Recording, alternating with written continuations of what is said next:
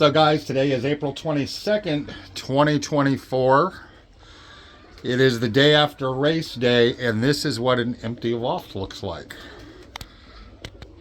There's nobody here. So we basketed our birds on Saturday evening, and they went 155 miles at 7:30 on Sunday morning, and not a good result. All 5 of them are missing. They're MIA. 0 returns. There were a lot of young bird losses. There was about a 30% loss in the B race they were in. But some of the speeds that everybody else got, including lofts around me, were pretty fair. It's just a situation of where are they? They're not here. For the race, going into basketing, Russell Codd, who is a DVM here by me, he helped basket one of my birds and handled it and said, before the race, this one looks pretty good. And I didn't think it was the best one. It was the blue bar-pied black widow bird. And he thought it looked pretty good and was buoyant and pink, and he said they ought to do pretty well, and nothing. And somewhat similarly, after handling a lot of other people's birds, mine felt, not necessarily the best, but pretty close to some of the rest of the birds I handled that I thought were, pretty good contenders, and some of those did do well. And in spite of that, nothing. They're just not here. One guy here to the little bit to the west of me, he's about an air mile and a half past me. He thought he may have strayed one of mine in with one of his drops late in the day, but the bird didn't trap. He had handled the bird at basketing, and he was pretty sure it was that bird, although his description, he said it was a dark check splash. And the only bird I had that was similar to that was a blue check splash cock. He thought that bird may have landed at his place with one drop and then left, didn't trap in. But other than that, not hide nor hair of them. After the thing, I'd even asked Russell about, taking a look at the dropping pan in my boxes, because we have our own boxes on the trailer. You put your cocks in one, your hens in the other, and that way everybody is segregated. I thought about maybe sending the dropping pan paper to a lab, and Russell said, it's probably too late, the droppings are dry, but he said, the dropping, he sent me a photo and he said, the droppings look really good. He said, they're tight, they have a little bit of fluff attached to them. He said the droppings look really good, so it's kind of a big mystery as far as what happened. There's kind of only 2 conclusions I can make. The first conclusion is that going from 80 miles to 155 miles was just too much. That basically just the birds were too inexperienced. That's one conclusion, is that they just did not have enough experience going into the course. But that being said, we would have expected them to follow the other 3. I've got 2 lofts within, Russell's right across the river from me, only a mile.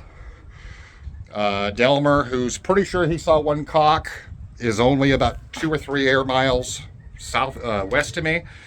You would have thought at minimum they would have followed those birds in, and maybe the one cockbird did. We're not sure yet.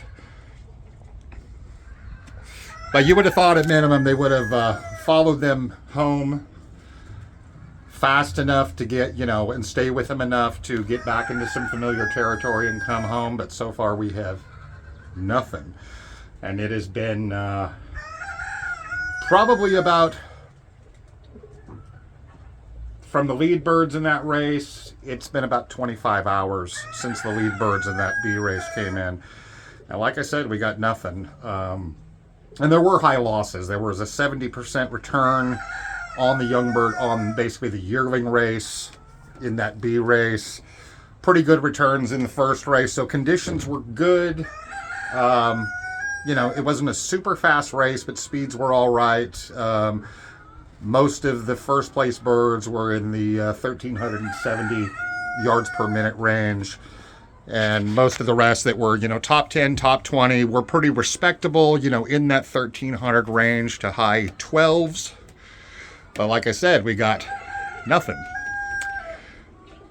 So that's one conclusion, is that they were just too inexperienced. But that being said, back in the old days when my grandfather raced, and my grandfather wasn't much of a racer. He had a house painting business that he ran, and he was always very occupied with that. And a lot of his training methods, because he didn't, and this is why he didn't do so well, is his method of training was he'd loft fly his birds, and then when he had a job, he'd just take a bunch of birds with him.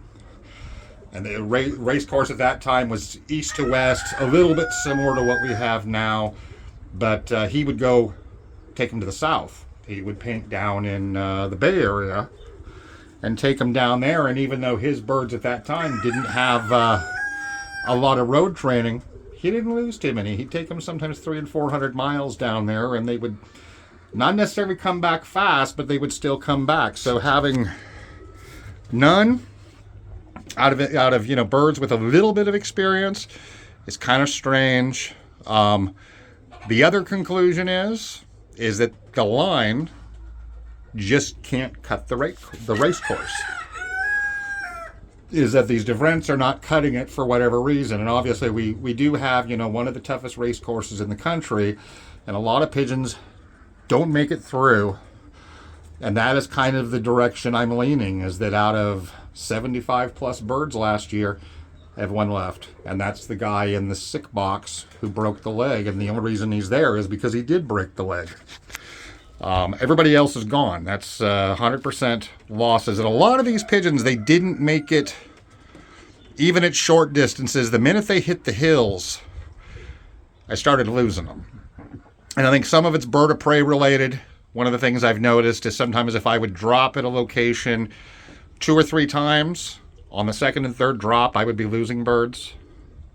And I seem to lose the majority of those on those short tosses. That I think the hawks were a factor. I think that, and keep in mind, other people were training in those same areas. So I think one of the factors was during training is that the birds of prey were learning that there were pigeons in the area, and they were coming, being very much creatures of habit. I think they were coming back in and really getting into the middle of them on tosses, just on the expectation that there might be birds turning up. But beyond that, even when we started jumping out further, doing single tosses, even though losses went down, it was still 1 or 2 pigeons per toss, gradually being eliminated. And needless to say, now it's 0. So it may just be that the lines I'm concentrated on the last 2 years aren't doing it, and then I'm going to have to make an adjustment. I'm not going to have a barbecue quite yet. I'm not to that point. It would be quite easy to be very hasty and just start culling. I'm kind of that way. I don't have a problem culling pigeons, and I really don't care how much they cost. If they don't cut the mustard, they don't cut the mustard. I have no problem culling them. But at the same time, I don't want to be entirely too hasty. But kind of what we're looking at, I don't think it's a condition issue. I don't think it's a health issue. Inexperience could play a role, but on the other hand, too many losses over some of those losses early on, they weren't from very long distances. The only thing they really had in common is once we got into the hills, and they just started kind of, disappearing, fast. I initially started during the serious road training this year. I went in with 36, and they gradually just dwindled and dwindled and dwindled until they were just those 5. So needless to say, it's a little bit mystifying. Not much on quitting myself. I'm personally of the opinion that, I do think that, no matter what it is you're doing in life, I think that failure is part of succeeding. That you do have to fail a few times before you succeed. And I kind of accept that. And obviously racing is not supposed to be easy. It's a very different sport after being a rovers for many, many years. But that being said, kind of racking my brain here, is it management? Is it training? Is it inexperience? Or is it the birds? And I'm kind of leaning toward the birds. But a lot of these birds, even though they've done really, really well in other areas, even some pairs that were proven race winners that should have, produced some sort of result, you would think, the results just weren't there even in the early training stages. Things I noticed, high losses, and they would just come in slow. And as I cut the feed and really started cutting the amounts and running the 80-20 barley, they sped up a little, but maybe not enough. They beat me home, but at the same time, it takes a while to go back and forth between those training tosses. And if it takes you an hour and a half to come home from a training toss, and the bird should have been here maybe in 30 minutes, maybe it's 90, maybe it's 70 minutes, maybe it's only half the speed of what they should be coming home at. You just don't know until you start running them on the clock. So that's kind of where we are now. I'm going into this year breeding. I'm going to continue to breed some of those lines, and like I said, I'm not going to do anything hasty. I'll fly out what I keep having out of that line, but I do have these other lines here I'm going to work with, and I will kind of do some comparisons as the year goes by, is kind of see if there's a difference. Do any of these lines do better than the existing one? And I tend to suspect that it's going to prove to be just a fact of the bloodline not cutting it in this area. And like I said, this is a very, very tough course. They have to climb those hills and all that, and go through the hawk-infested territories, and you've got the magnetic anomaly factor, which we have a lot of. They can really scramble a lot of pigeons, but we're going to see what happens. It just is what it is. It's really disappointing, kind of getting, the big crash on the first race at the short distance and just losing, what's left. And that's, the sudden abrupt end to it. Unless one or two of these birds do happen to straggle in here today, which I don't think so. I think that's them. I think they're gone at this point. I really don't expect to see them at all. And that's because that's kind of what I've seen on training tosses. If they don't show up the next morning after the toss, chances seem pretty slim for them to turn up after that. I've had only a couple turn up on the second and third day, or late in the evening on the second day. And after the third day, it seems like there's no chance. I've still got the clock running to see if any of them do come in, but I don't have high hopes for it. But like I said, it's kind of a big disappointment when you have, the abrupt end and it comes crashing down and you have no more pigeons to fly, and you're just getting started and it's the first race, but it is what it is. So at this point, the idea is,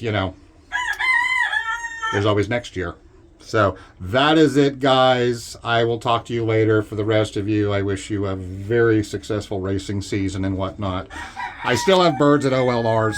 I've got birds at Hoosier, so the season is not over. I've got that going on to look forward to, and we'll see what happens with that. But other than that, I will talk to you guys next time. Bye-bye.